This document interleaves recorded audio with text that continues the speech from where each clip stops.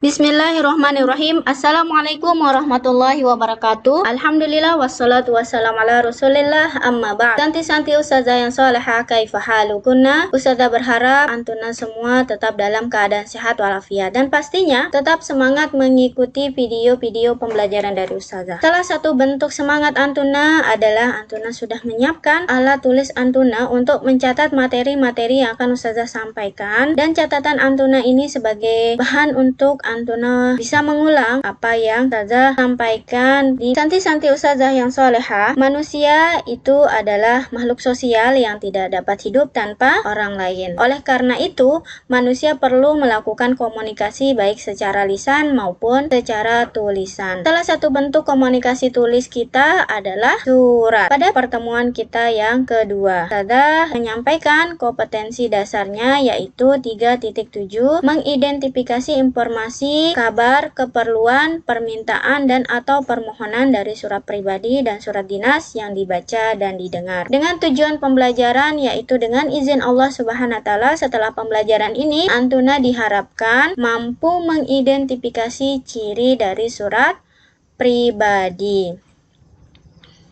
Santi-santi ustazah yang soleha berbicara tentang tujuan pembelajaran tersebut. Apakah antuna tahu apakah itu surat? Seperti apakah surat itu? Mari kita pelajari bersama, simak baik-baik ya. Surat itu adalah sebuah sarana komunikasi untuk menyampaikan informasi tertulis oleh suatu pihak kepada pihak lainnya. Surat ini dibagi menjadi dua. Yang pertama surat pribadi dan yang kedua adalah surat dinas. Amatilah contoh surat berikut ini. Di sini surat pertama bisa antuna perhatikan, dan di sini juga ada surat kedua. Kedua surat ini bisa antuna lihat pada buku paket antuna halaman 247 sampai 248.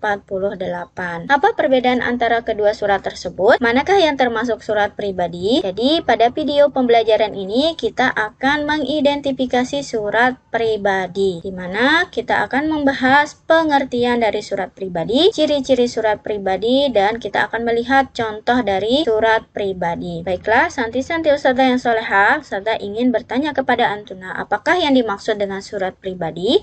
Apakah antuna pernah menulis surat pribadi? Jadi surat pribadi itu adalah surat yang ditulis untuk kepentingan pribadi dan ditujukan kepada teman, keluarga, atau sebuah instansi. Jadi di sini berbicara tentang surat pribadi, maka kita berbicara terkait dengan satu orang yang menulis surat ditujukan kepada teman atau ditujukan kepada keluarga atau sebuah instansi ya. Bisa dipahami ya. Jadi kata kunci dari surat pribadi itu surat yang dibuat oleh satu orang yang ditujukan kepada teman, keluarga, atau sebuah instansi. Ini merupakan pengertian dari surat pribadi.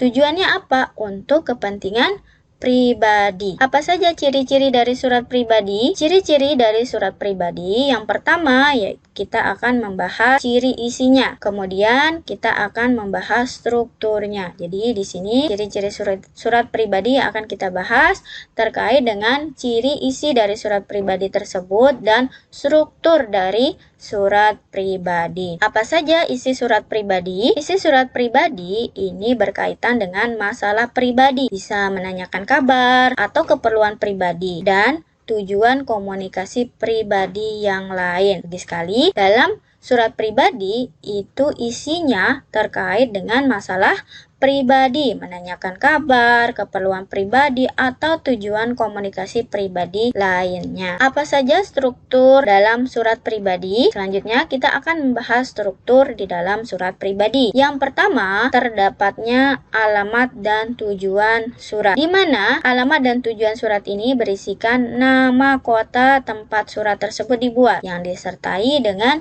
tanggal dan bulan surat itu dibuat. Tujuannya agar pembaca tahu di mana dan kapan penulis menulis surat tersebut.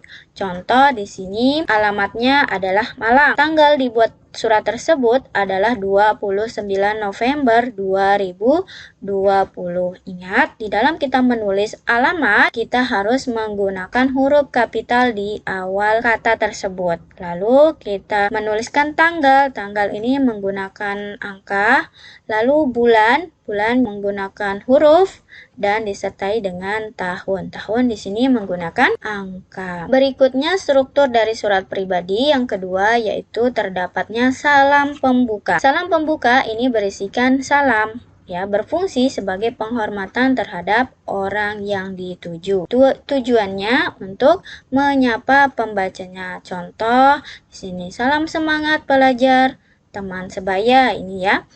Atau Assalamualaikum warahmatullahi wabarakatuh. Ini biasanya kita sampaikan sebagai sesama muslim. Atau yang lainnya seperti salam sayang untuk bunda. Ini biasanya kita tujukan kepada orang tua. Ketiga dari struktur surat pribadi yaitu isi surat. Isi surat ini bersifat pribadi. Nah, tadi sudah kita bahas apa isi yang ada di dalam surat pribadi.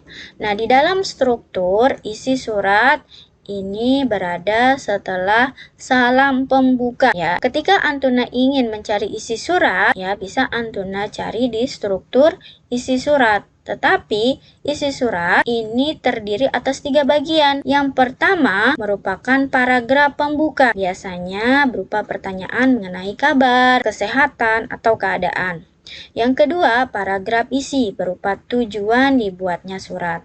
Dan yang ketiga, paragraf penutup berisi permohonan maaf, harapan, atau yang lainnya. Tujuan penulisan surat pribadi ini banyak sekali contohnya. Selain yang Ustazah sebutkan tadi di awal, ini perinciannya ya terkait dengan urusan pribadi atau komunikasi pribadi lainnya. Contohnya di sini kalian ingin mengundang, menjawab undangan, baik itu dengan menerima atau menolak undangan tersebut, merencanakan sesuatu dengan orang lain, mengucapkan selamat atas hal baik yang terjadi pada seseorang, atau menulis surat simpati atas musibah yang menimpa seseorang, dan mungkin Antuna ingin mengucapkan terima kasih dan lain sebagainya.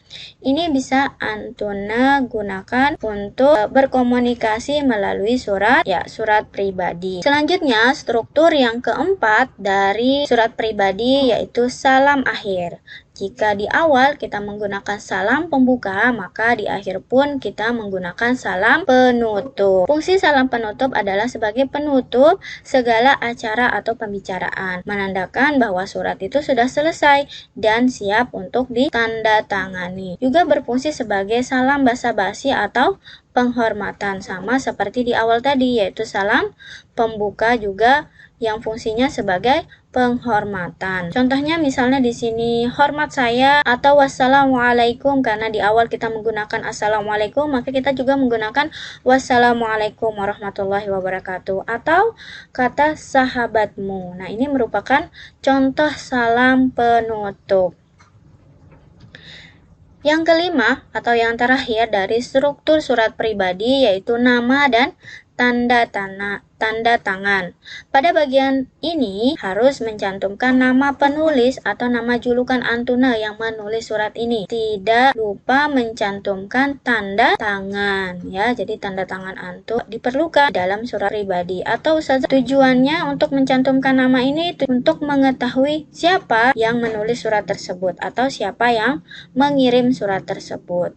Kalau tanda tangan ini untuk memperjelas siapa pengirim surat. Jadi tanda tangan itu hanya untuk memperjelas. Yang paling penting adalah Antuna menulis nama Antuna sebagai bukti Antuna yang menulis surat tersebut. Mari kita lihat contoh surat pribadi berikut ini. Nah, di sini ada contoh yang Ustazah ambil di buku paket Antuna. Silakan Antuna lihat. Nah, ciri-ciri dari surat pribadi. Kita akan buktikan apakah surat ini merupakan surat pribadi. Yang perlu kita ingat bahwa struktur dalam surat pribadi itu terdiri atas alamat, tanggal surat, salam pembuka surat, paragraf pembuka, isi, paragraf penutup, salam penutup, nama pengirim, atau tanda tangan. Kita akan buktikan apakah surat pertama ini merupakan surat pribadi dengan melihat strukturnya. Nah, di sini kita bisa lihat strukturnya terdapat alamat dan tanggal surat. Pada garis yang warna biru yang Ustazah kasih tanda panah ini merupakan alamatnya dan tanggal penulisan surat tersebut. Selanjutnya ada salam pembuka, salam kangen. Nah, ini menunjukkan bahwa salam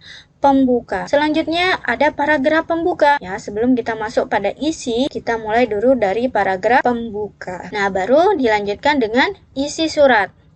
Ketika kita ingin mengetahui isi surat, ya, Antuna bisa melihat dari struktur isi surat ini.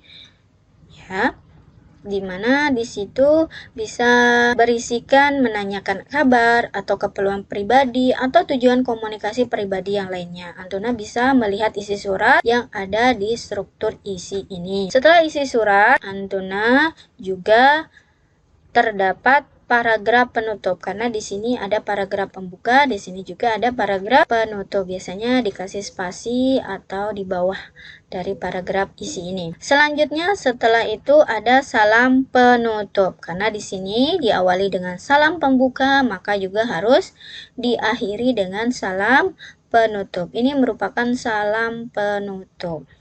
Dan yang terakhir yaitu nama penulis surat tersebut. Nah, di sini siapa nama penulisnya?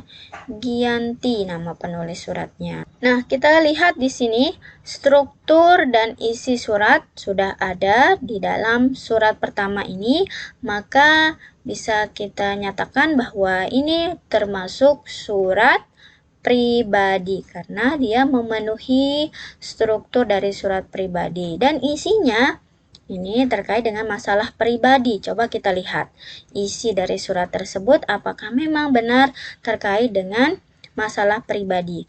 Aiman, setelah kamu pindah ke Samarinda, kami dengar kamu bersekolah di sekolah bertaraf internasional.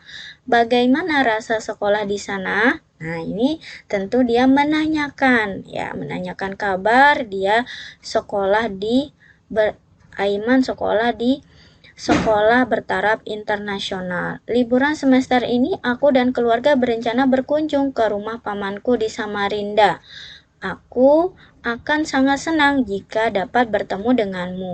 Kirimkan alamatmu kepadaku ya. Nah, ini tujuan komunikasi yang lainnya, yaitu dia memberitahukan kalau dia akan berkunjung ke Samarinda dan ingin bertemu dengan sahabatnya si Aim ini. Maka ini menunjukkan isi surat ini menunjukkan masalah pribadi atau keperluan pribadi. Sudah jelas, ini termasuk jenis surat pribadi. Demikian pembelajaran hari ini. Semoga Allah Subhanahu wa taala mempermudah Antuna memahami materi yang Ustazah sampaikan. Mari kita tutup pembelajaran hari ini dengan membaca doa kafaratul majelis. Subhanakallahumma wa bihamdika asyhadu an la ilaha illa anta astaghfiruka wa atubu ilaik. Belum Ustazah tutup pembelajaran ini, Ustazah ingin mengingatkan Antuna untuk menyimak video pembelajaran ini disertai dengan mencatat materi yang Ustazah sampaikan.